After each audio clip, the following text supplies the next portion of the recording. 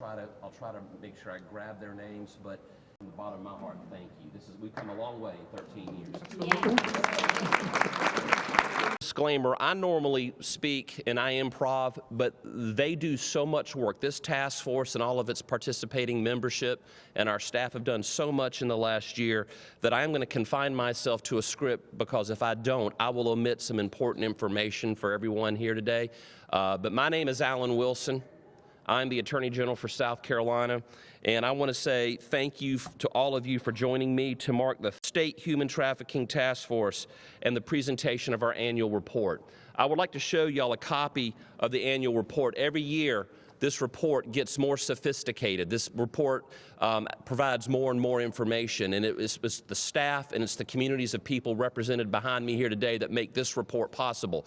Full disclaimer, this is, I think, roughly 114 pages long, and we do have a 2-page executive summary, but for those of you who want to nerd out and really crawl into this issue and really dive deep into the statistics, then we can provide this to you. You can download this at our human trafficking website in a PDF, and for those of you who just want the movie trailer as opposed to the movie, you can download an executive summary of everything. I would like to begin, first off, by introducing the newly promoted director of the statewide Human Trafficking Task Force, Monique Garvin.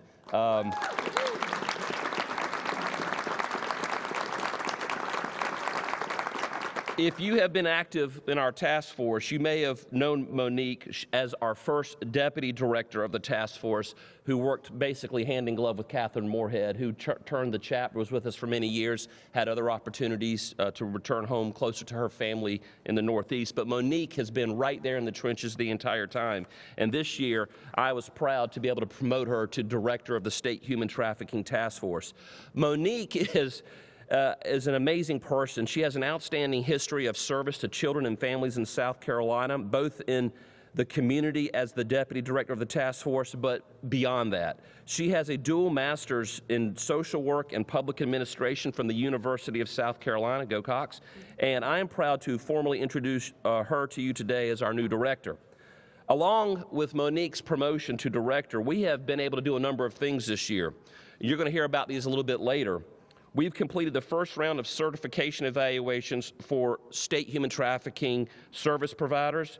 We've hosted the annual Human Trafficking Carolinas Conference in partnership with North Carolina, and we've updated the laws on the books to include morphed images and criminalizing revenge porn, which actually do play a role in the war on human trafficking. We could not have done this without the support of the General Assembly. The recurring funding we received several years ago has allowed us to hire additional staff. It has allowed us to better coordinate with regional task forces in each of the major areas of the state.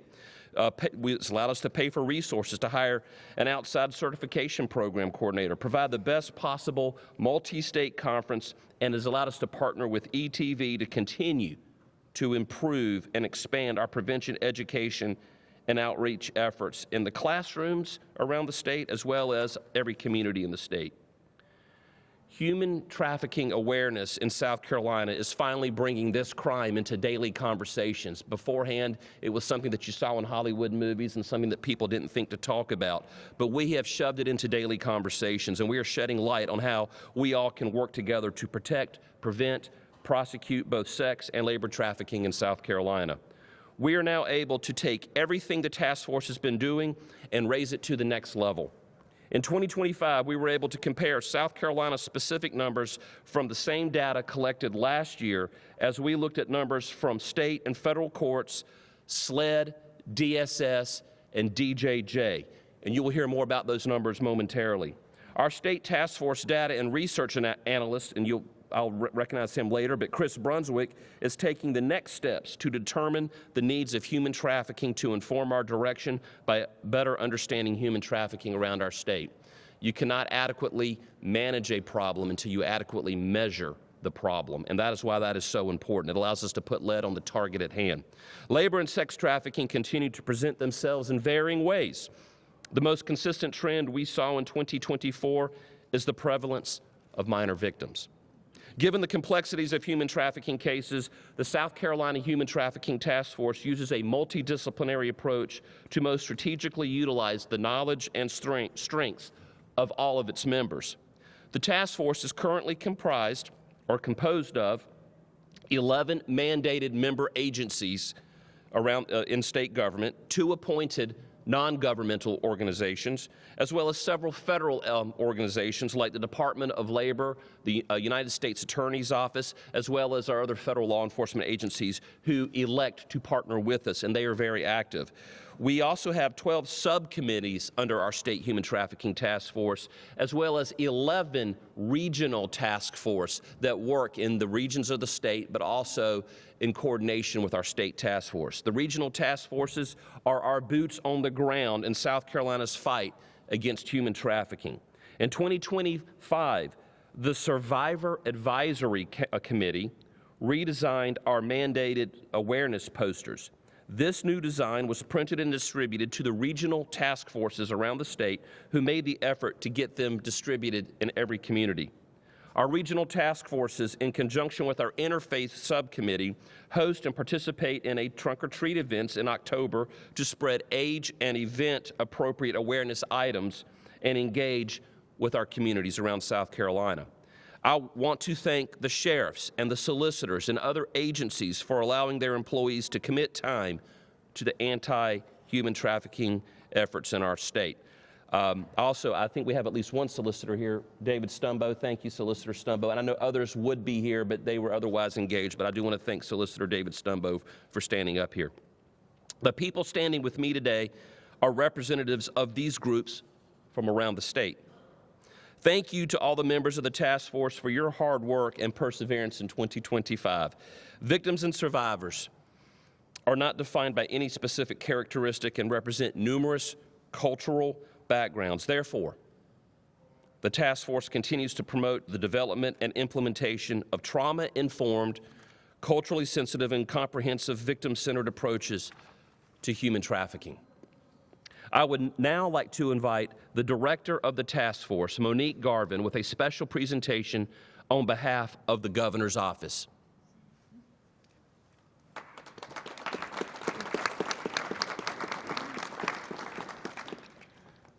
The governor's office could not be with us here today. However, they sent a proclamation to honor Human Trafficking Awareness Month, and it reads, "Whereas human trafficking is a crime against humanity that negatively impacts millions of lives worldwide, including throughout the United States and South Carolina, and whereas victims of human trafficking, including children, youth, and adults, face unimaginable hardships, including the loss of their dignity, freedom, and basic rights through commercial sexual exploitation, debt bondage, involuntary servitude, forced labor, and other forms of exploitation.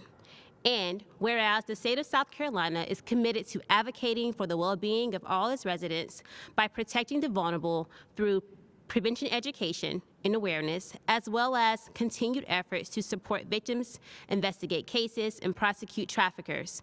And whereas South Carolina is committed to partnering with regional and national allies to strengthen our efforts toward the elimination of human trafficking and its traumatic impact on our communities. And whereas the statewide Human Trafficking Task Force works to support the efforts of South Carolina stakeholders, including regional task forces and community advocates, and guide the strategic approach to combat this crime. And whereas this year's observance of Human Trafficking Awareness Month affirms South Carolina's commitment to individual freedoms and the elimination of human trafficking in all its oppressive forms. Now, therefore, I, Henry Dargan McMaster, Governor of the great state of South Carolina, do hereby proclaim January as 2026 as Human Trafficking Awareness Month throughout the state and encourage all South Carolinians to recognize the vital role each person plays in the prevention of human trafficking, as well as the power of our collective efforts in ending this crime in our communities. Thank you. Thank you.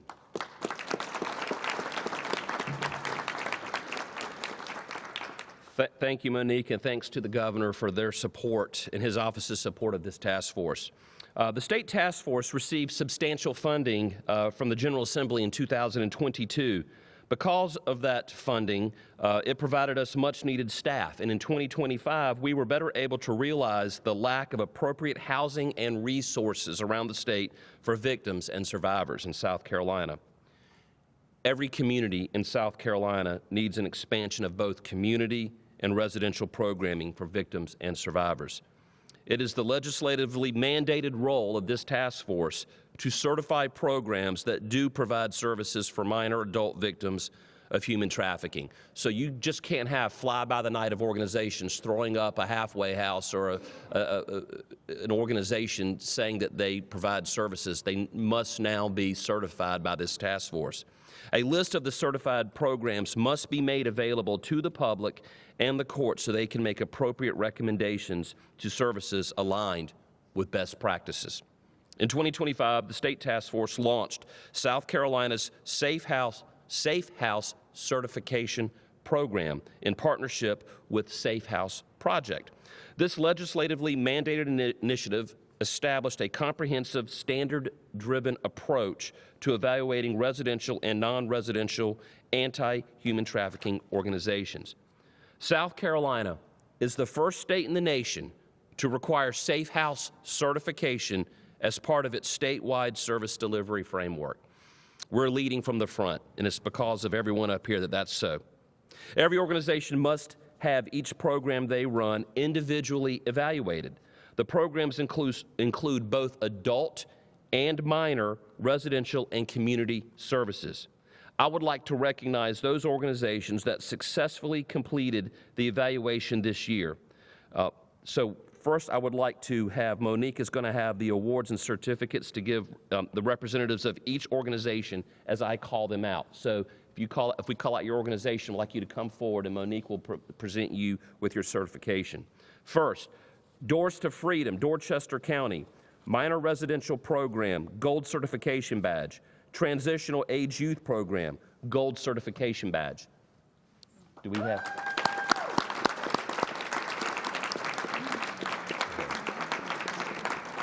Let me go ahead and give you congratulations. Absolutely, we're proud of you. Jasmine Road, Greenville County, Adult Long-Term Program, Bronze Certification Badge. You're right there. Congratulations. Lighthouse for Life, Richland County, Community-Based Program, Gold Certification Badge. Congratulations.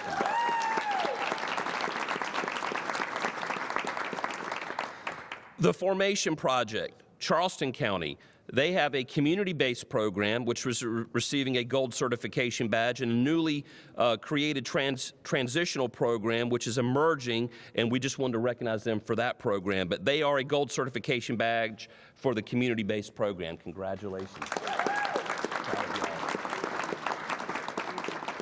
And this is a point of personal privilege. Brooke is my former law clerk. So I like to see my... Everything I know. Everything you know, right? Yeah, no, we know that's not true. Twice, wherever she is. Yes, yes. I'm so proud of seeing people who used to work in our office do great things for our state. So I would like to now transition to the Advocate of the Year Award. This is a really, really important award. Our next recognition is for someone who has used his voice in the state legislature to transform personal tragedy into dedicated advocacy. His legislative leadership in changing and updating state and federal laws protects victims from online exploitation and sextortion, both of which are increasingly linked to human trafficking here in South Carolina. At this time, I would ask Representative Brandon Guffey to join me at the podium, and I already had him here, but Brandon, step up. The task force recognizes all of the contributions you have made to consistently support the victims and survivors of this state by introducing and passing legislation to strengthen our laws and our rights for victims, specifically Gavin's Law. Your steadfast support is acknowledged today as we recognize you with the 2025 Advocate of the Year Award. This award is given at this press conference to unique individuals who contribute to the anti-human trafficking efforts in South Carolina. So because this is in a clear glass, I've gone to these now, I'm going to read what this says.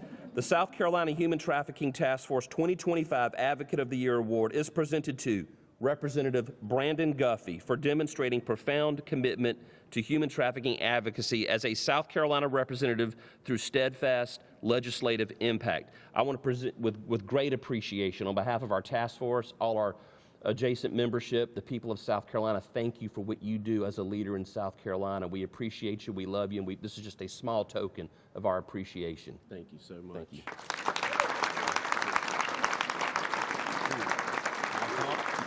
I would.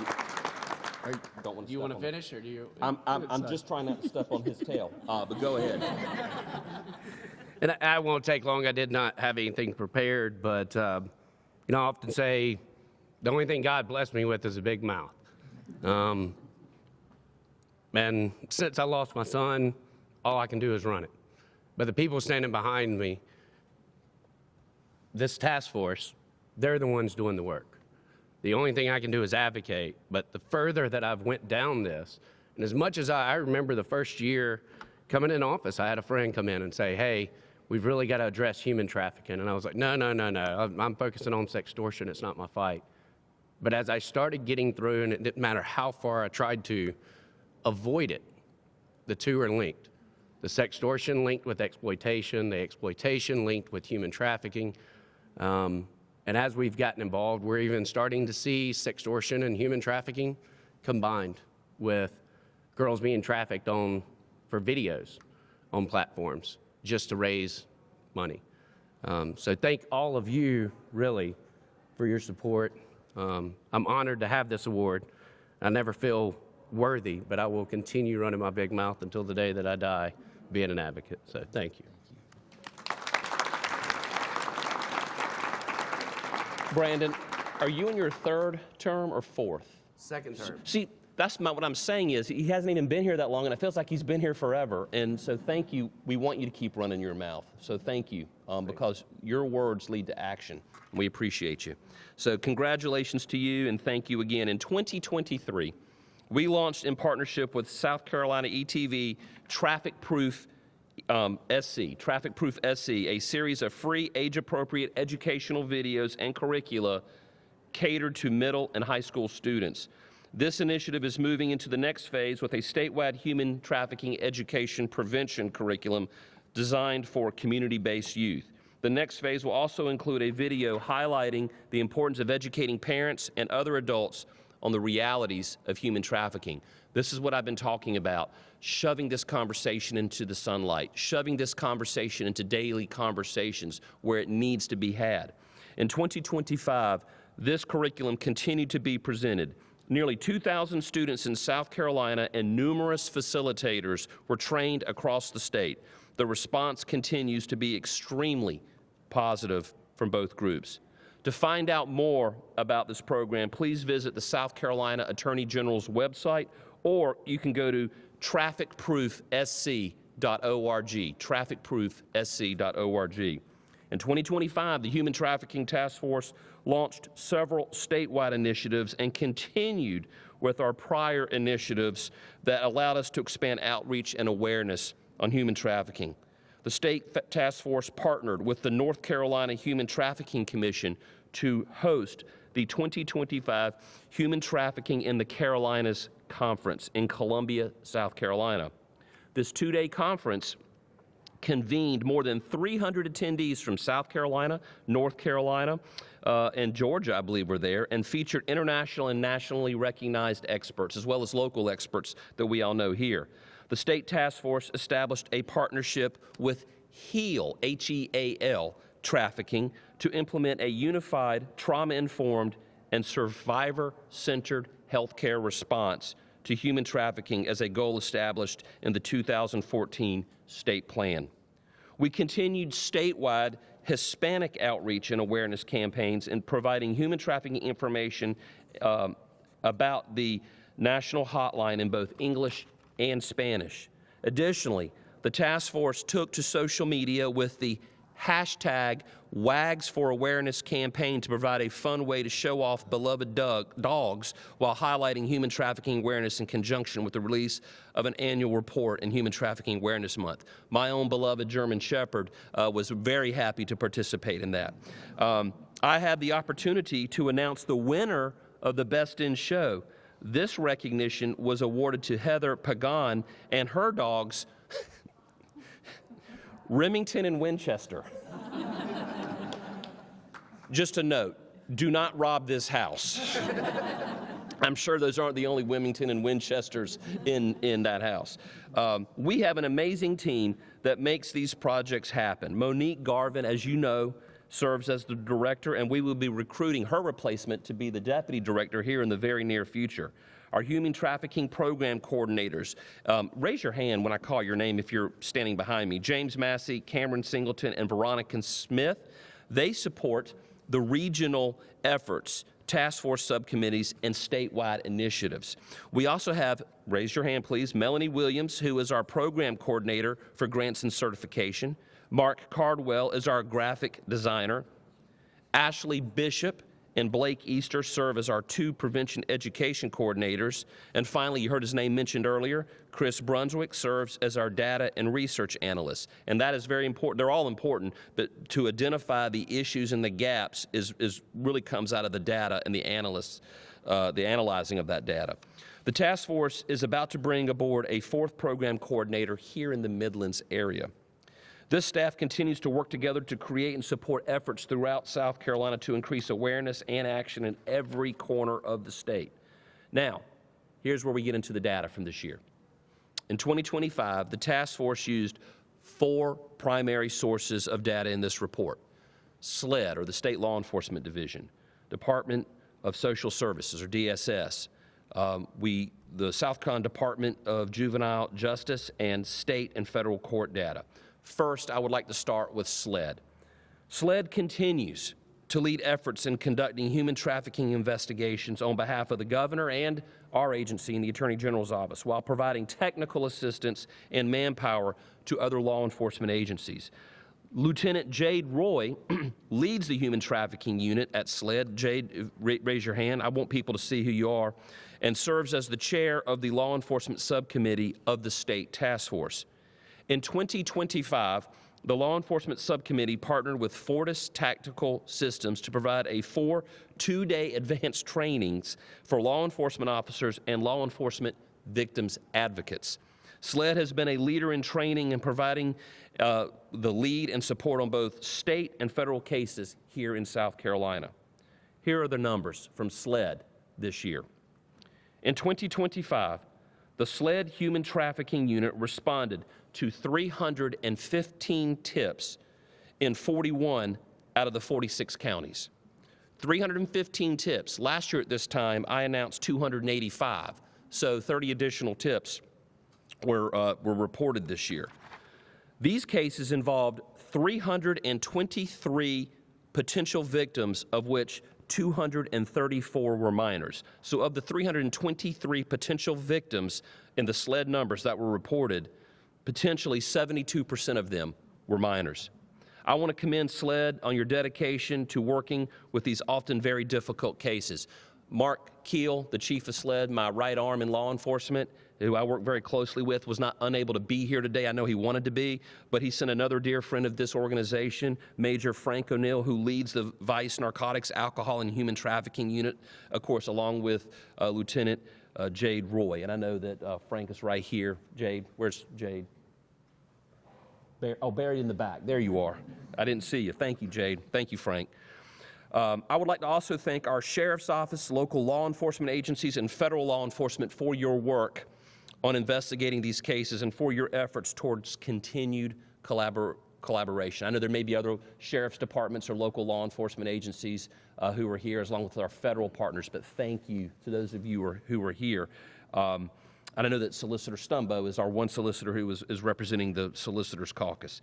Now, the next area of data that I would like to read, we just covered SLED statistics, 2025 court data.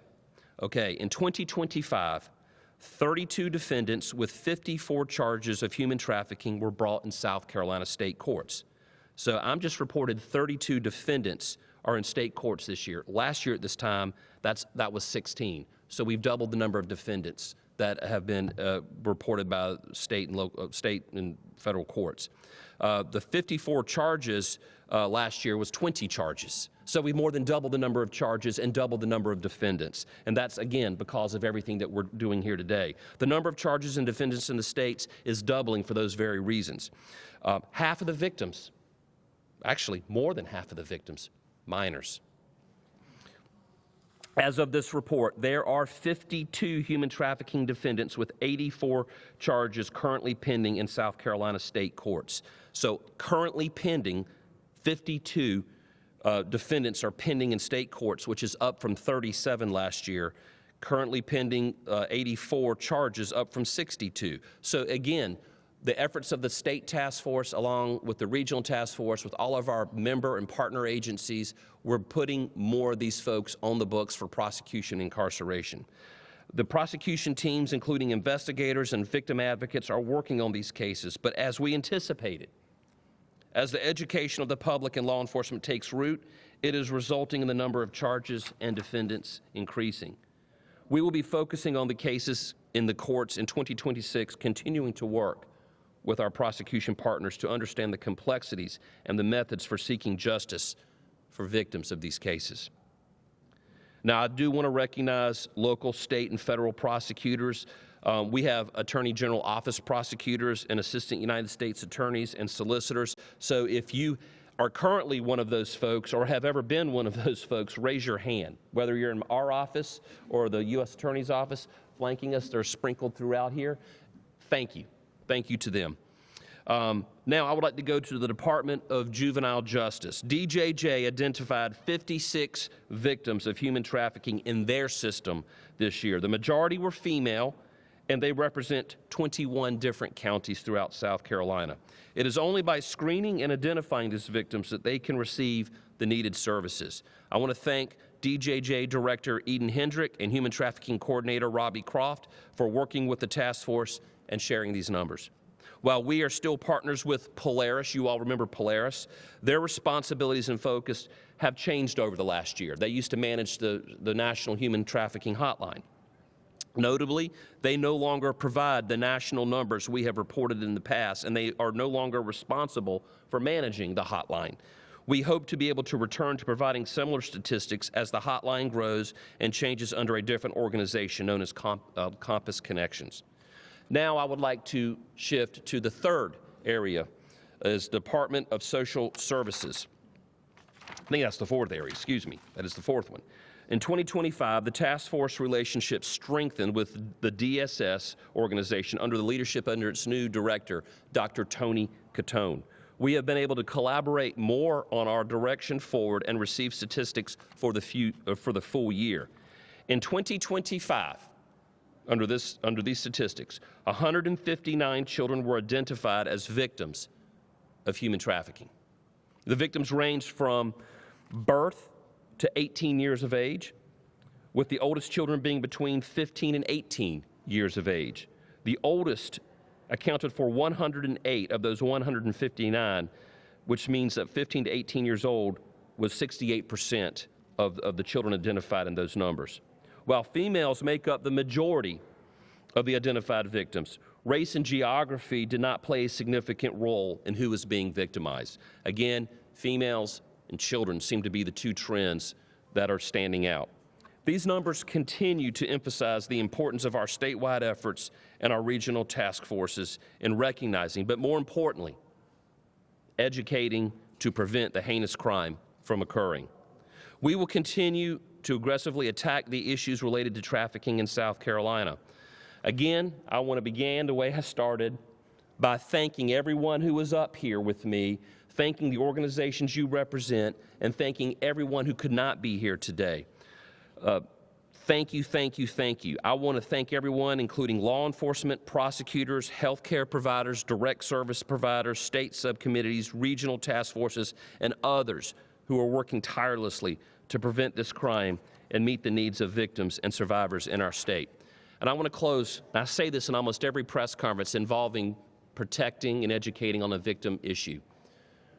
If you are watching this press conference right now, and you or someone you know you believe to be a victim of human trafficking, look up here and see the number of people behind me, flanking me to my left and my right. This is a small fraction of the army of people who are out there waging a war on human trafficking, out there educating and advocating to get resources to local communities to serve survivors and victims of human trafficking who so desperately needed it. You are not alone.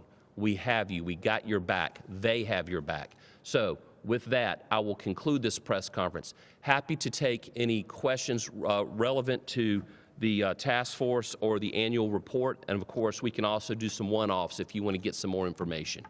I do want to say thank you to the media, because whether you know it or not, you're an honorary member of the task force, because if a tree falls in the woods and no one's there to hear it, does it make a noise?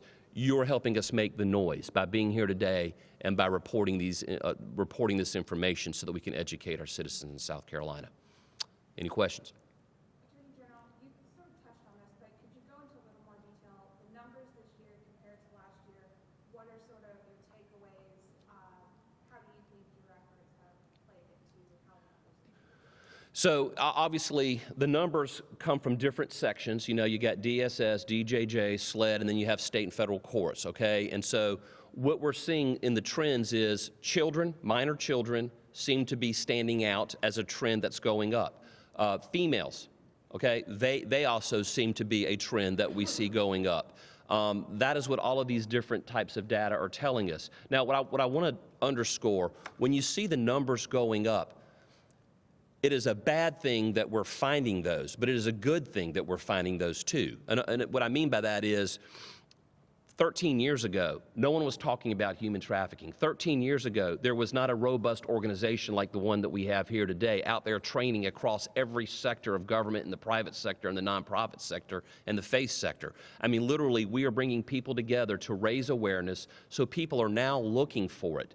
And law enforcement and prosecutors are training for this. Judges are aware of how to move these cases. We've even done judicial trainings over the years.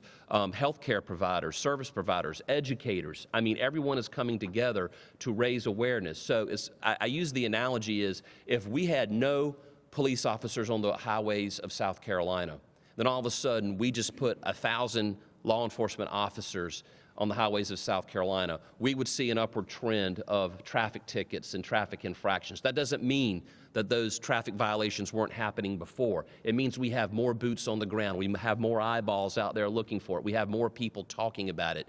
And so you are seeing the trends go up, especially with minors and females. But to me, that just means that we're becoming more self-aware and we're more aggressively going after it. And that is a good thing. Did I adequately address your answer? If you want the specific numbers, I know that they are in this report, which you can download, and happy to have my team provide you. I know I was going fast earlier, but we can get you those numbers. But like I said, we are seeing that uptick. Out of the 315 tips you got last year, how many led to arrests? That is SLED's data. Do we have? We do not have that data available. That would be something that we have to follow up on with the prosecution. Each tip goes, that the SLED receives, goes into, I guess, a launched investigation.